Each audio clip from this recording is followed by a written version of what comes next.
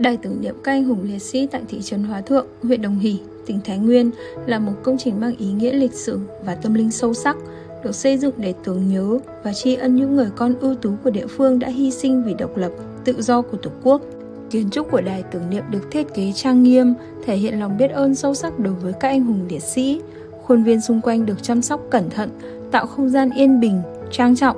phù hợp cho việc tưởng nhớ và tri ân.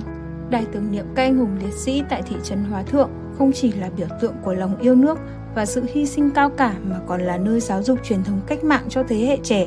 nhắc nhở họ về trách nhiệm gìn giữ và phát huy những giá trị tốt đẹp mà ông cha ta để lại. Trong năm học này, các bạn học sinh của liên đội vinh dự được tham gia hội thi hát quốc ca tại Địa Chỉ Đỏ, chủ đề Em yêu Tổ quốc Việt Nam.